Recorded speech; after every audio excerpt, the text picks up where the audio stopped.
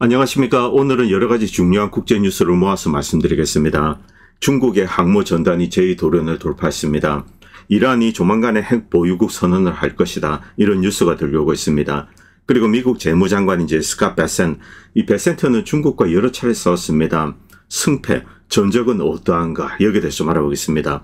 그리고 트럼프 대통령은 농장에서 일하는 불법 입국자들, 이들은 당분간 보호해주겠다. 특별 행정명령을 준비하고 있다고 합니다. LA 불법 시 이것과 관련된 내용을 조금 다루도록 하겠습니다. 먼저 지난 방송에 이어서 LA 불법 입국자 폭동 이 사태에 대해서 트럼프가 입을 열었습니다. 그리고 농업 부문에서 일하고 있는 이 불법 입국자들 이들에 대해서 특별한 조치를 준비하고 있다. 행정명령으로 이들을 보호하겠다. 이들에게는 추방하지 않겠다는 일종의 약속을 하는 거죠. 한시적인지 아니면은 indefinite인지 그런 것은 모르겠습니다. 어쨌든 이런 조치를 이야기를 했는데 이들의 추방을 바라는 트럼프의 지지자들 이들은 크게 실망했을 겁니다. 그런데 미국의 속사정을 아는 사람들은 결국 이렇게 되지 않을까 이렇게 예측을 했었습니다. 왜냐하면 농업 때문에 수백만을 받아들이고 또 이들에 대해서 이 추방 조치를 할 수 없다는 것, 그리고 이 배후에는 카길, 몬산토, 바이엘도 있죠. 바이엘이 몬산토 밑에 들어갔나요? 그리고 빌 게이츠니 이런 애들 있습니다. 타이슨도 있고요. 자, 그렇기 때문에 이 농업 쪽을 보호한다. 그래서 지금 이민국이 도시 지역에 와서 불법 입국자들을 색출해서 쫓아내고 이런 게 이 불법 입국자들을 농업으로 유도하는 게 아닌가 이런 생각까지 드는 거죠. 그는 여기에 대해서 좀 길게 이야기를 했습니다. 그런데 이것을 제가 다시 정리해서 좀 올렸습니다. 불법 입국자 이슈는 함부로 떠들 사안이 아닙니다. 이 정치적으로 인종 간 전쟁 분위기를 만들면은 불리합니다. 2016년 힐러리가 총득표수에서 트럼프를 이겼습니다. 그때는 부정선거도 거의 없었습니다. 언제나 그렇듯 당시 캐스팅 보트는 라티노가 지고 있었습니다. 여기 히스패닉도 추가할 수 있습니다. 절대 패할 수 없는 상황에서 인종 문제로 패한 사람이 바로 아버지 부시 대통령입니다. 지금 LA 폭동도 있고 또 여러 가지 이슈가 있었습니다. 그런데 친라티노, 친이민으로 정권을 탈환하고 불체자 사면을 공약으로 라티노의 몰표를 받고 연임에 성공한 인물이 바로 아들 부시, 그리고 이전에는 레이건 대통령이죠. 정치적으로 중요하다는 겁니다. 합법적인 친이민, 이것을 주장해야지 대통령에 당선될 가능성이 높다는 거죠. 저는 공화당 정권이 연장되기를 바랍니다. 이 트럼프가 농업 부문에 일하고 있는 불법 입국자들을 공식적으로 보호하는 행정명령을 준비하고 있습니다. 이전에는 이런 거 없었습니다. 그냥 건드리지 않았을 뿐이죠. 이는 불체자 추방을 바라는 많은 지지자들을 크게 실망시키는 조치입니다. 그리고 그는 이를 정당화하기 위해서 농장에서 일하는 사람들을 20년씩 25년씩 일한 사람들이다 이런 식으로 표현을 했는데 이것은 좀 불가피한 거짓말이라고 생각합니다. 대부분의 월경자들은 먼저 농장에서 일하고 5년 7년 일하고 목돈 좀 생기면 도시로 흘러 들어갑니다. 수십 년간 농업에 종사하는 라티노들이 있습니다. 불법 입국자도 있습니다. 이들은 작지만 작은 농장을 가진 라티노들입니다.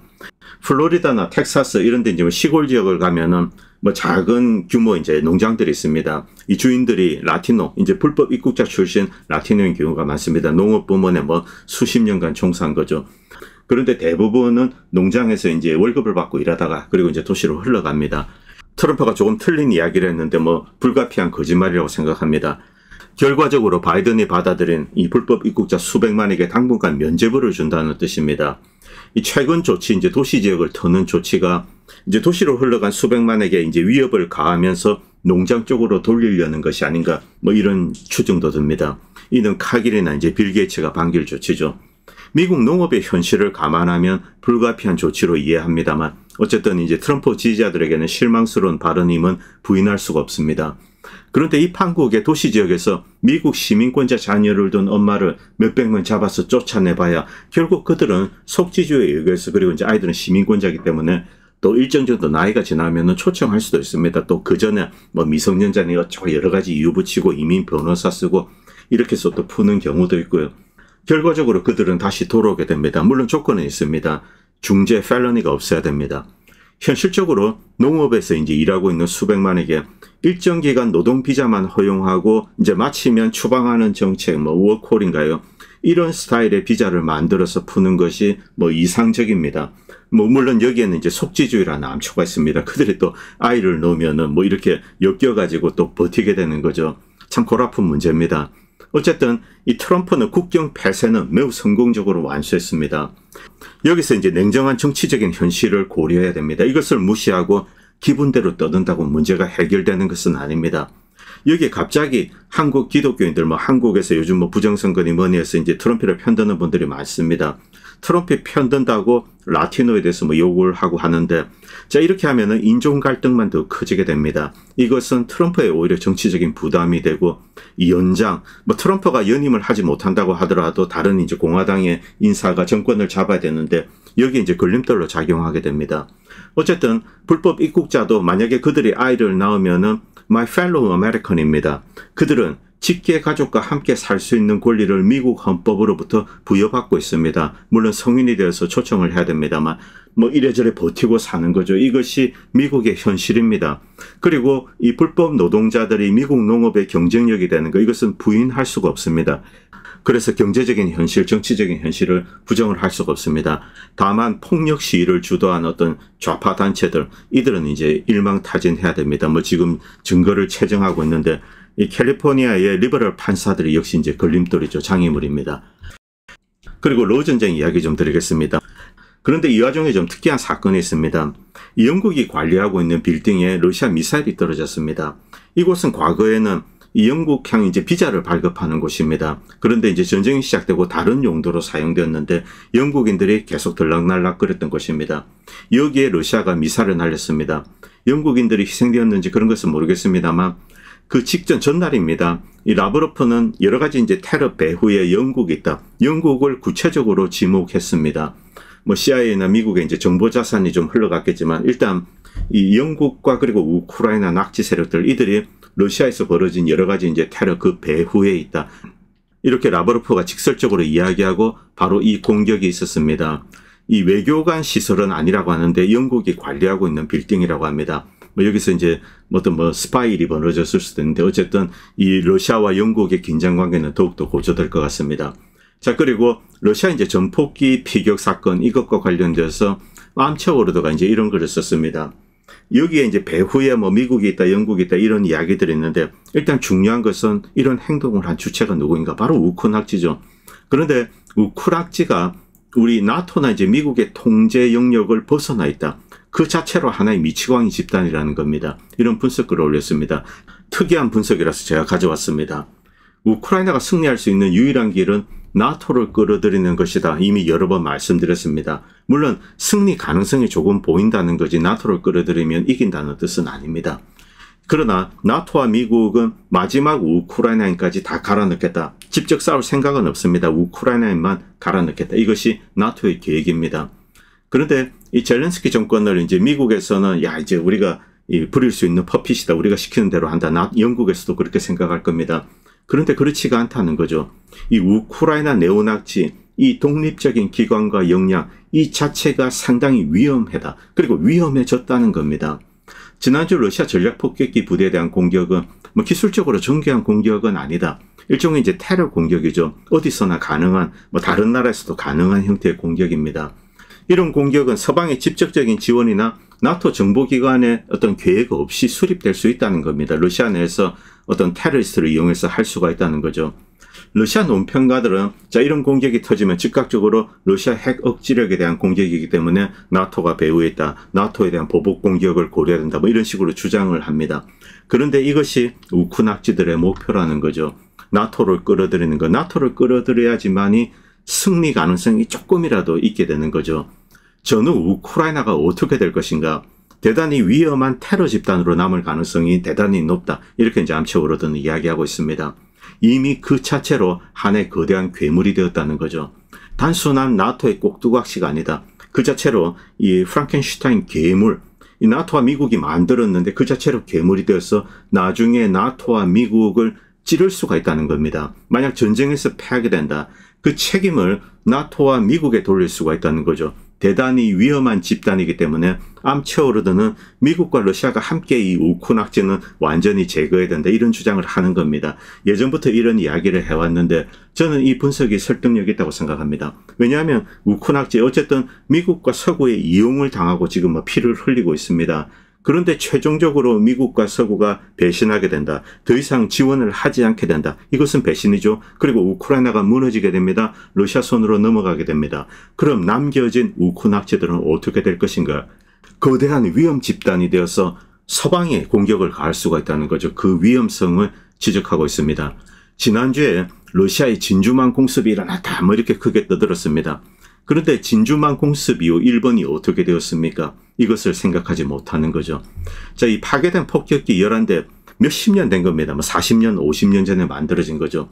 러시아는 작년부터 이미 이 뚜플레 이제 160을 주문해서 생산하고 있습니다. 강력한 성능의 항공기로 이렇게 교체를 하는 거죠. 러시아는 추가적인 예산을 책정할 필요가 없습니다. 자, 그리고 이란 이야기 좀 드리겠습니다. 인디펜던트 지에서 이제 이런 기사가 올랐는데, 이 트럼프가 이제 지금 그저부터 이런 이야기를 했습니다. 이스라엘이 이란을 공격할 가능성이 있다. 그래서 주요 지역의 미군들, 이제, 그리고 미국인들을 대피시켜야 된다. 이런 이야기를 좀 했습니다. 뭐 이것 때문에 어제, 오늘 뭐 굉장히 시끄러웠는데, 물론 오늘 트럼프가 이것을 조금 완화하는 발언을 했습니다만, 갑자기 이란 전쟁이 크게 이제 이슈로 떠올랐습니다. 지금 이제 핵 협상이 진행되고 있는데 제대로 되고 있지 않죠. 이란은 말을 듣지 않습니다. 뭐 그리고 들을 필요도 없고요. 이란은 오히려 역으로 이스라엘의 핵 해체를 요구를 했습니다. 그러면은 자신도 그렇게 하겠다. 뭐 이런 식의 이야기를 하는 거죠. 그리고 좀 놀랄만한 뉴스가 들려왔는데, 이란은 2톤의 이제 탄두를 탑재할 수 있는 미사일 발사 실험에 성공했다. 사거리는 나와 있지 않습니다만 2톤 탄두 미사일이면은 어떤 이제 조악한 핵무기를 이제 핵탄두를 탑재할 수 있는 그런 미사일로 활용이 될 수가 있다는 거죠. 어느 정도 규모인지 모르겠지만 농축 우라늄을 이용해서 핵탄두를 만들고 탑재할 수 있는 그 정도 이제 규모가 된다는 겁니다. 공식적으로 이제 이란이 핵 무장 수순에 들어간 것이 아닌가 이렇게 예측하는 사람들이 많습니다. 그리고 이란은 이런 문서도 공개했는데, 그동안 이제 국제 핵협정 이 관찰하는 IAEA죠. 여기에 있는 일하는 사람들이 이스라엘 정부와 이렇게 이제 교신을 하고 있다. 이들에게 뭐 사실상 이렇게 컨트롤되고 있는 것이 아닌가, 이런 이제 공식 문서를 공개를 했습니다. 그리고 이란의 핵 관련된 시설은 높은 산이 있는 곳에 또 지하 깊숙이 있습니다. 그렇기 때문에 어떠한 재래식 공격도, 심지어 핵 공격도 이곳을 파괴할 수가 없다고 합니다. 그래서 애초 이 시설을 파괴하는 것은 불가능하다는 거죠. 그리고 일부 파괴가 된다고 하더라도 이란은 이미 분산형으로 만들었기 때문에 어디에 뭐가 있는지 다 알 수는 없죠. 결국 만약에 이제 이스라엘이 이란을 공격하게 된다, 이때 핵 보복을 당할 가능성도 높다는 겁니다. 이것이 이제 이란의 지형도입니다. 이란은 군사적인 측면에서, 즉 방어적인 측면에서는 천의 요새입니다. 예멘보다도 산의 고도가 높습니다. 자, 그리고 산들이 이렇게 겹으로 되어 있습니다. 그렇기 때문에 외적들이 산을 거쳐서 산 하나를 넘어도 다시 이제 또 다른 산을 넘어야 되는 거죠. 천의 요새입니다. 이 페르시안들은 수천 년 동안 이제 자신들을 어떻게 방어하는지를 잘 알고 있죠. 그들의 전술은 산을 이용하는 겁니다. 페르시아 자체가 팽창해서 제국이 된 적도 있습니다만, 오스만 투르크가 득세하고 그리고 또 서구가 오면서 페르시아는 밖으로 나갈 수 없습니다만 내부에서는 자신을 충분히 방어해낼 수가 있었습니다. 그리고 이제 외교적으로, 정치적으로 이렇게 잘 줄을 타면서 자신을 방어해왔죠. 자, 그런데 이 이란을 파괴한다, 이것은 뭐 현실적으로 불가능하다는 겁니다. 제재 하에서도 이란은 고체 연료 생산에 어려움을 겪은 적이 없습니다. 이 북한이 이 단일 종류 미사일 1000개를 시험 발사할 수 있다, 이런 이야기가 있었는데, 이란은 사거리 1000km가 넘는 약 15종의 탄도 및 순항 미사일을 이 북한보다도 훨씬 많이 보유하고 있습니다. 방위 산업 생태계가 15배 정도 크다고 합니다. 이란은 지난 20년 동안 2만에서 3만 발 정도의 중거리 미사일을 생산했습니다. 그리고 최근 2년 동안 공장을 계속 확대해왔죠. 이스라엘의 무기고는 핵무기를 제외한 이란의 무기고와 양적으로 이제 경쟁을 할 수가 없습니다. 자, 이것은 뭐 이란의 미사일 관련된 영상이죠. 뭐 여러분들 많이 보셨을 겁니다. 이란의 이제 뛰어난 미사일 기술들, 뭐 그리고 매우 정교하게 정확하게 떨어집니다. 러시아처럼 뭐 덩치도 크지도 않은데 이란 특유의 어떤 이제 독자적인 기술로 이런 것을 다 개량하고 만들어내고 뭐 이렇게 했습니다. 자, 지금 뭐 이슈가 점점 커지고 있습니다. 그리고 이 영상은 이스라엘의 이제 공군기지에 그때 미사일이 떨어지는 그 영상이죠. 자, 요격은 실패했습니다. 그냥 뭐 줄줄줄줄 이렇게 떨어지고 있습니다. 그리고 다 탄도입니다. 자, 그리고 이 영상도 마찬가지입니다. 이란의 이제 미사일 테스트 이제 그 장면인데 정확하게 목표물에 떨어지고 있습니다. 뭐 이런 것은 여러 영상에서 여러분들이 보셨기 때문에 이란의 미사일 그리고 유도 능력, 이것은 이미 예멘이 입증했기 때문에 이란은 예멘과는 비교 자체가 되지 않습니다. 그리고 이것은 미국의 펜타곤, 이제 센트콤이죠. 센트콤에서 직접 공개한 영상입니다. 솔레이마니 참수 이후 이란은 이라크 내에 있는 알 아사드 미군 공군기지에 이제 공격을 했습니다. 물론 6시간 전에 공격을 하겠다, 보복을 하겠다 통보를 했습니다.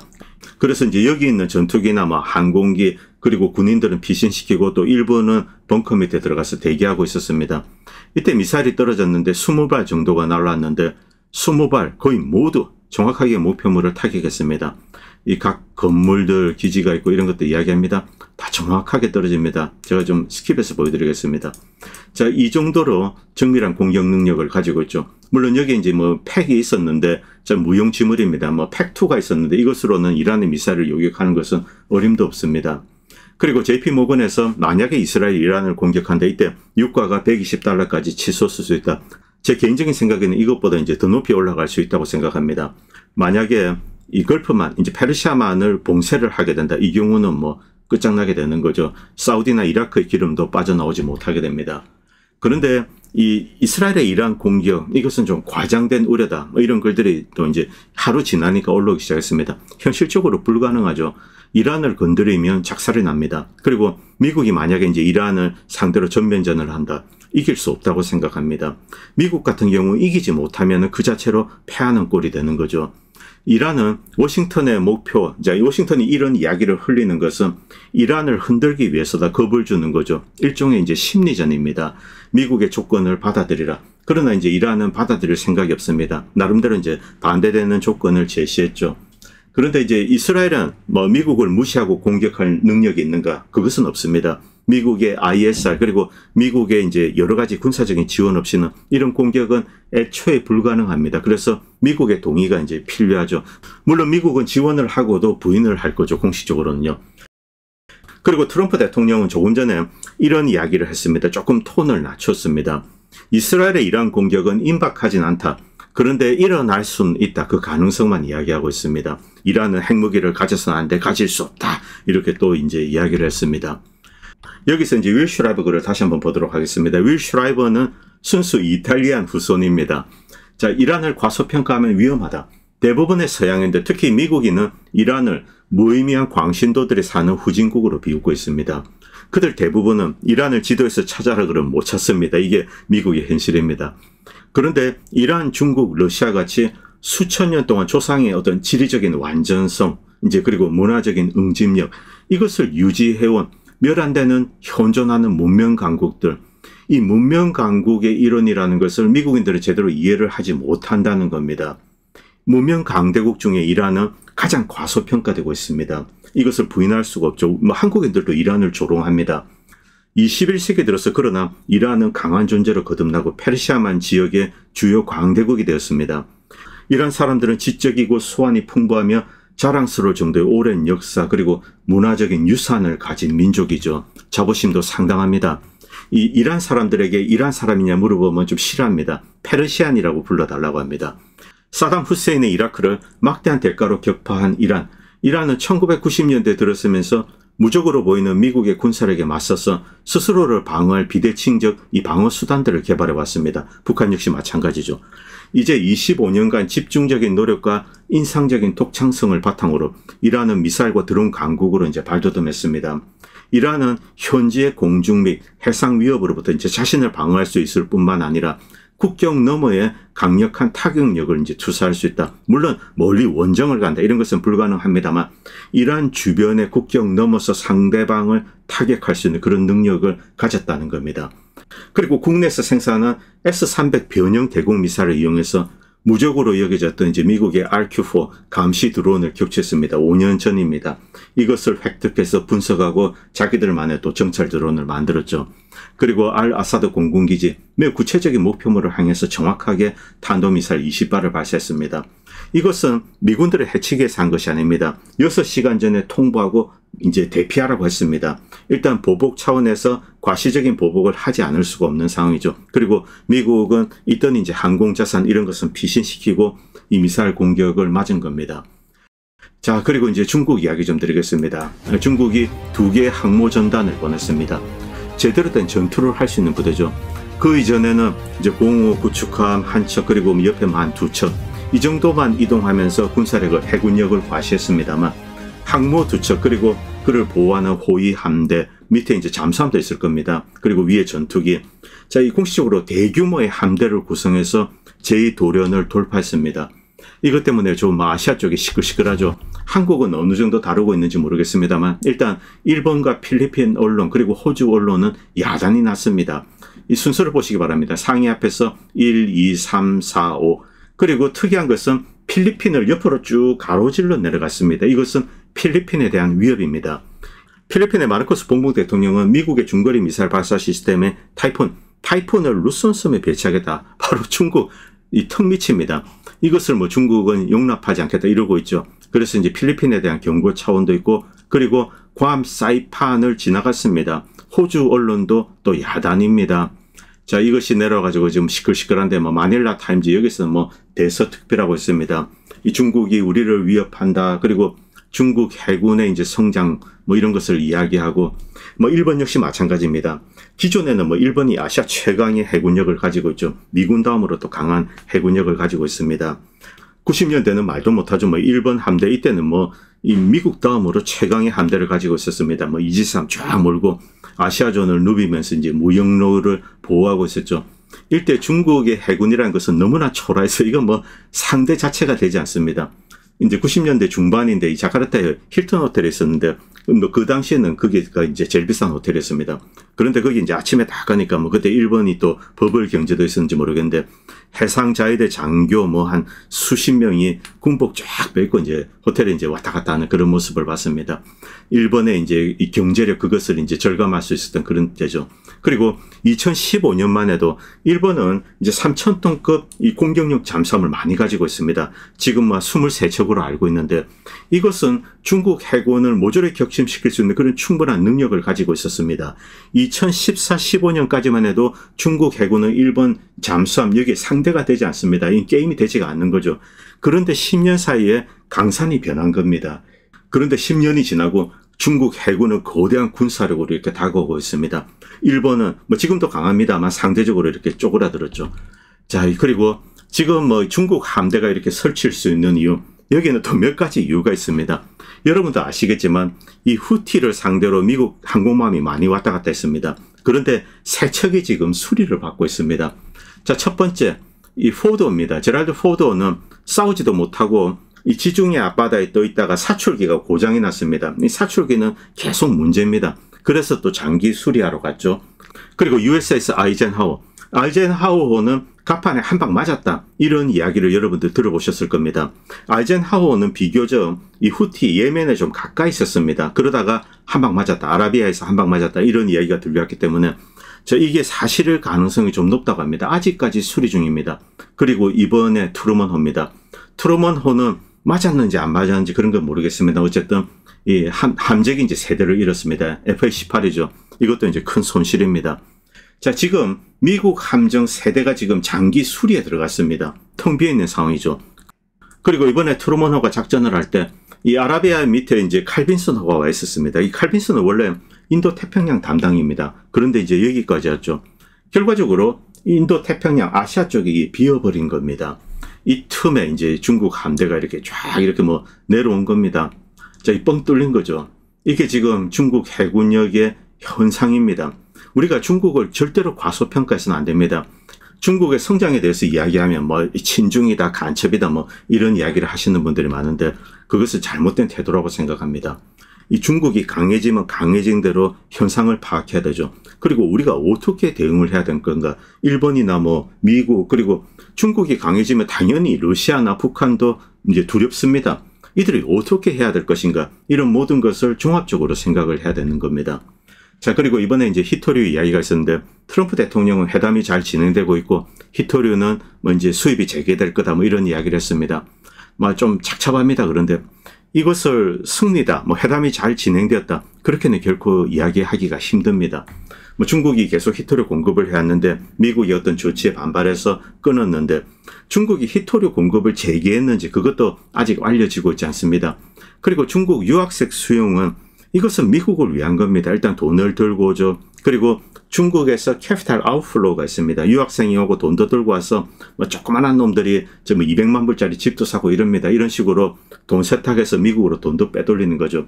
이것은 분명히 미국에 도움이 됩니다. 그리고 중국에서는 뭐 일정 정도 이렇게 캐피탈 아웃플로우 상류층들은 미국에 파킹도 하고 좀 빼돌리는 거죠. 자, 이런 것을 허용을 해왔는데 이것을 선물처럼 이야기하는 것은 좀 그렇죠. 자, 중국 학생들이 학비를 내면은 또 미국의 가난한 학생들이 학비 보조를 받을 수 있습니다. 이런 뭐 미국의 이익이 되는 측면이 있습니다. 자, 여기서 이제 캐서린 타이슨 글 잠깐 이야기하겠습니다. 우리가 이 중국을 볼 때 이 중국의 성장 그리고 중국의 내부적인 모습 이것에 대해서 이제 한국 언론들은 많이 다룹니다만 이 분명히 이 중국의 중산층은 커지고 있고 중국의 하위 50%의 부는 늘어나고 있습니다. 이것은 우리가 부인해서는 안 됩니다. 반대로 미국 같은 경우 2010년대에 큰 타격을 받았습니다. 그리고 이제 회복하는 단계죠. 그런데 미국에 만약에 어떤 경제적인 위기가 닥치게 되면은 여기서 이제 다시 꺾일 수가 있습니다. 이 중국은 계속 제조업을 이용해서 이제 물건을 생산해서 수출하고 달러를 벌어들이고 그리고 중산층이 점점 두터워지는 이런 구조입니다만 미국은 상류층이 부를 독점하고 있고 그리고 중간에 이렇게 서비스업이 발달하고 있습니다. 그런데 뭐 서비스업 그리고 뭐 건설업도 마찬가지입니다만 경기에 매우 민감하게 이제 변동을 하죠. 여기에 의존하는 포션이 상당히 큽니다. 미국 같은 경우. 중국은 제조업으로 건실합니다. 대한민국 역시 어느 정도 국제 기준에서는 상당히 건실한 국가입니다. 미국이 오히려 이제 위기가 닥쳤을 때 뭐 2010년도처럼 될 가능성이 높은 나라죠. 이게 바로 제조업의 중요성입니다. 그리고 중국의 이제 세입, 전체 세입이 뭐 예를 들면 100이다. 그 중에 1%만 근로자들이 내는 임금입니다. 일반인들은 이 1%만 차지하게 되고 68%는 중국의 국영기업들이 내는 이제 세금입니다. 그래서 아직까지는 좀 이제 사회주의 성을 이제 그대로 띠고 있습니다. 뭐 이것 때문인지 모르겠습니다만 94%의 주택 소유율 그리고 뭐 80%의 그리고 80%의 주택 담보 대출 없음. 상당히 건실한 구조입니다. 한국보다 이 점은 조금 나은 것 같습니다. 그리고 공공 서비스는 민영화되지 않고 이제는 이제 공공으로 움직입니다. 그래서 저렴한 비용으로 이제 이용할 수 있고 미국 같은 경우 대부분의 이제 공공 서비스가 이렇게 민영화되어 있습니다. 특히 의료보험 뭐 이것은 뭐 제가 이야기하지 않아도 여러분들이 많은 이야기를 들으셨을 겁니다. 이 상대적으로 삶의 질 여기에 대해서 이제 캐서린 타이슨은 이야기하고 있는데 저는 이 중국이 어떤 정신적인 측면에서 그리고 정치적인 측면에서 우리의 어떤 나침반이 될 수 없다 그런 생각을 가지고 있습니다. 일단 정치적으로 이념 그리고 이데올로기 이런 것은 이제 현대적인 의미에서 뭐 자유민주주의에 익숙한 우리들에게 있어서는 도저히 이제 받아들일 수 없는 거죠. 그렇기 때문에 정신적인 나침반은 될 수가 없습니다만 이 중국 경제가 무섭게 성장하면서 거대한 힘으로 이렇게 다가오게 됩니다. 이런 상황에서 이제 한국 같은 경우는 아노미 상태에 빠지는 거죠. 상대적으로 미국이나 서구가 내부적으로 이제 뭐 LGBTQ니 리버럴 이슈 그리고 미국 서유럽에 있는 독특한 어떤 파악적인 좌익적인 행태 이런 것들이 겹쳐 리버럴이라고 부르겠습니다. 이런 것들이 겹쳐서 지금 좀 힘이 약해지고 있습니다. 이런 상황에서 이제 한국이 상당히 이제 정신적으로 좀 아노미 상태죠. 미국이나 서유럽이 바른 길을 가게 된다. 이때는 이데올로기적인 어떤 나침반이 이제 다시 살아나게 되는 거죠. 그런데 현재로는 좀 뭐 그런 것 같아 보이지 않습니다. 그래서 좀 상당히 비관적인데 어쨌든 지금 돌아가는 일들을 계속 주목해서 지켜봐야 할 것 같습니다. 그리고 스캇 베센트 이야기를 좀 하겠습니다. 이 베센트는 원래 정통 관료 출신 아닙니다. 헤지펀드에 있었습니다. 소로스 밑에 있었죠. 그리고 독립해서 자기만의 이제 헤지펀드를 운영하기도 했습니다. 이 스캇는 이제 그동안 이 중국과 많이 싸웠습니다. 그런데 많이 패했습니다. 이것이 다시 이제 히토리에 재현되는 것이 아닌가. 그런데 이번 히토리 전쟁에서 뭐 패했다 이렇게 말하고 싶진 않습니다. 뭐 자존심 상해서 그런 겁니다. 야 비긴 것으로 할래? 뭐 이 정도 이야기하고 싶은데요. 그런데 스캇 베센트가 중국에 패한 적이 있습니다. 아주 심각하게 패한 적이 있죠. 그리고 스캇 베센트 소로스는 한국을 아작을 낸 적이 있습니다. 바로 1997년입니다. 이 한강의 기적은 이제 1997년 아시아 금융위기로 막을 내렸다. 자본 도피 그리고 외환 투기 이 두 가지 악령이 한국을 덮치면서 원화 가치는 절반으로 떨어졌다. 580억 불 이제 긴급 구제금융을 받기 위해서 IMF를 접촉을 했습니다만 미국은 자 이제 따로 압력을 넣어서 이것을 거절시켰습니다. 그 다음에 한국을 붕괴시켰죠. 그리고 IMF로 무너진 한국 여기 이제 미국의 벌처 펀드들이 날라와서 기업의 지분들, 알토란 같은 자산들을 가져가기 시작했습니다. 토지 이런 것들 뭐 금융기관들 지분 상당히 가져가고 그래서 뭐 지금에 이르렀습니다. 그런데 이때 한국의 국가 재정은 매우 양호한 상태입니다. 이 기업 부문에서 문제가 있었죠. 그리고 민간 가계 부문 역시 아주 건강했습니다. 그런데 지금은 기업 부문은 건실해졌습니다만 자 여기는 많은 이제 미국 지분이 있습니다. 그런데 민간 섹터 그리고 정부 섹터가 이렇게 약해진 상태죠. 자 이때 뭐 겁모으기도 했습니다만 뭐 저쪽에서 다 빨아간 거죠. 한국의 사회계약은 파탄났다. 평생 고용과 안정에 대한 기대는 더 이상 존재하지 않게 되었다. 자살률은 급증했다. 경제 위기 이후 이제 성인이 된 IMF 아이들은 자 국가적 운명에 대한 믿음을 잃었다. 영화 기생충과 오징어 게임 같은 지옥 같고 이제 경쟁이 치열한 한국 이것이 이제 남겨진 후유증입니다. 그런데 이 시기에 이 소로스와 스캇 베센트는 홍콩을 공격했습니다. 1998년입니다. 이때 당시 가장 크게 미국의 데미지를 입은 국가 이것은 일본입니다. 일본에서 수소폭탄이 터지고 한국은 그 파편을 맞은 정도에 지나지 않습니다. 일본은 정말 엄청난 데미지를 입었죠. 그리고 일본, 한국 결국 홍콩과 연결되지 않을 수가 없습니다. 홍콩 역시 노린 세력이 있을 겁니다. 그런데 홍콩은 무수하게 빠져나왔습니다. 이때 소로스와 베센트가 크게 패했습니다. 이 홍콩이 다음 차례가 될 것인데 주식과 부동산 시장이 천문학적으로 과대평가되었고 미국 달러에 대해서 이제 패거가 되었습니다. 홍콩 달러가. 그래서 화폐 발행을 통해 재정 상황을 통제할 방법이 없는 홍콩은 국제금융 거물에게는 최고의 이제 타겟으로 보입니다. 베센트는 조지 소로스의 퀀텀 펀드에서 이제 거시 전략을 이끌고 있었는데 홍콩 달러의 공매도 치고 항생 지수의 공매도 쳤습니다.